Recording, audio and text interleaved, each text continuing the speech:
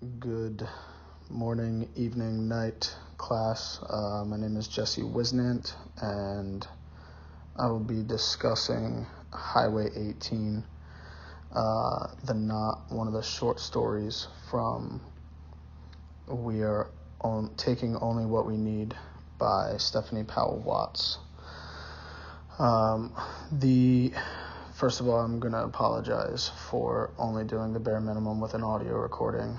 My father's been in the ICU for the last 2 weeks. He's getting his third surgery tomorrow.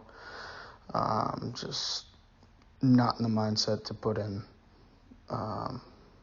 unnecessary effort on anything that isn't my family and my job at this exact moment in life. So the setting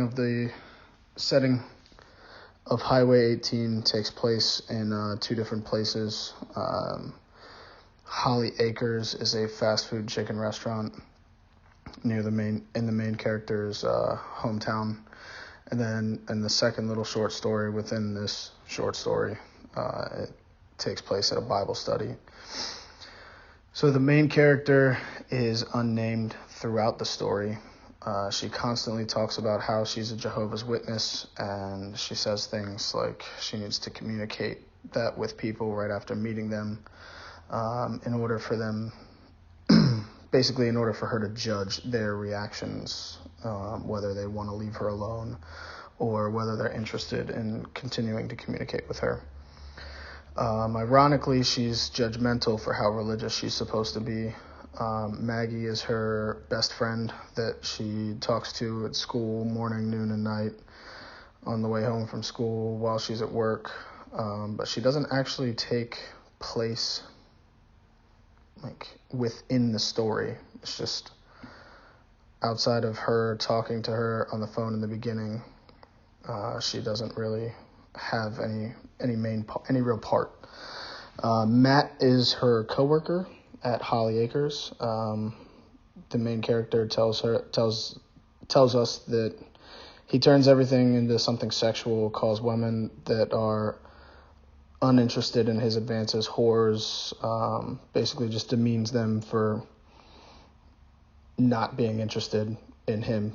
I mean, he works at a fast food chicken restaurant, and he's also pretty lazy when it comes to him doing his work. Now, Shelby is the main subject of the story, and there are two instances where the character had Shelby on her mind. The first night that she met Shelby, and then the day the main character that found out that Shelby had AIDS. She was the town looker, but life dealt her the rough patch of cards. She had a rough paper route, and there's talk that she was a lady of the night or a prostitute throughout the small town. Then we have Linda. Linda is a woman that the main character looks up to. She's married into a well-to-do family. She has a couple children. The main character consistently goes and they do their Bible studies together. And she just really looks up to Linda as an adult woman, and within their Jehovah's Witness religious sect. And then we have Sarah Donna. She is possibly a recent convert into the Jehovah's Witness, sect of Christianity.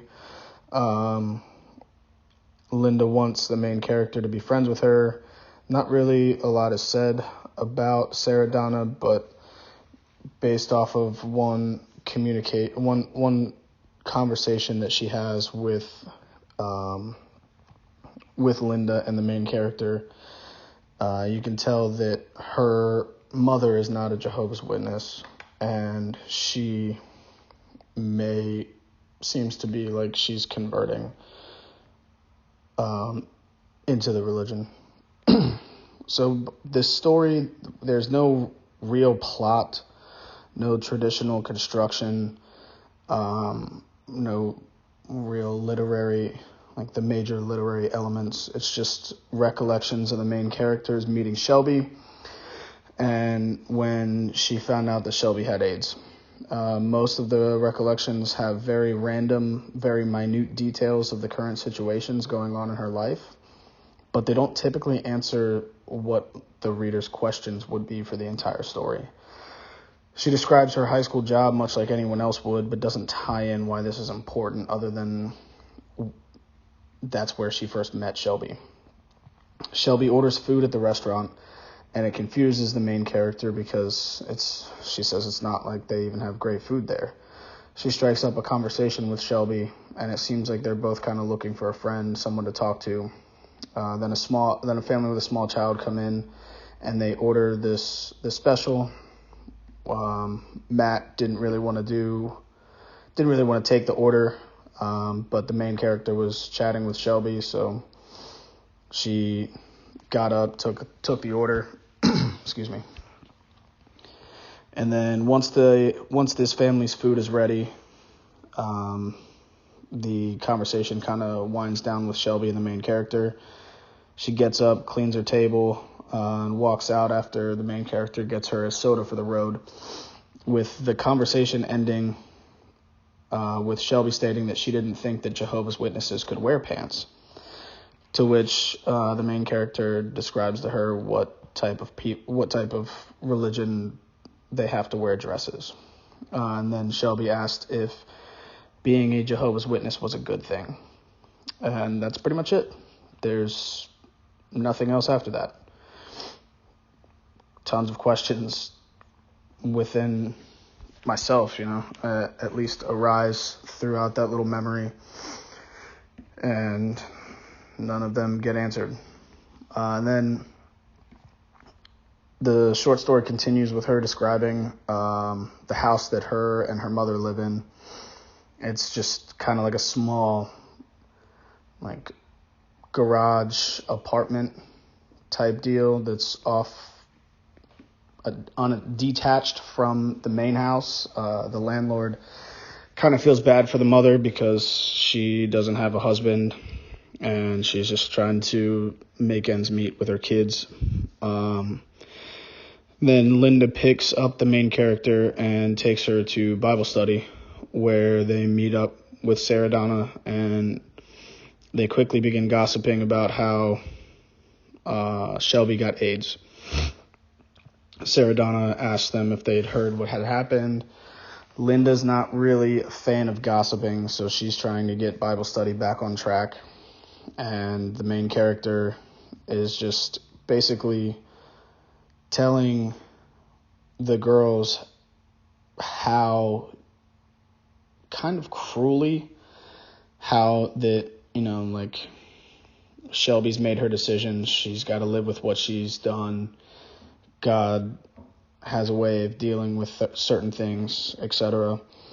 And then she says that she's attempting to kill her from her mind because Shelby has such a weird place constantly in the main character's mind, but she doesn't really dive into anything as to why she's thinking about her, anything like that. And then the end of the story, the main character tells the reader that she doesn't even know why Shelby was so important to her, and that it bothers her that Shelby was so important. So she can't even give a reason as to why this woman was constantly on her mind, whether it was jealousy because she was such a free soul, or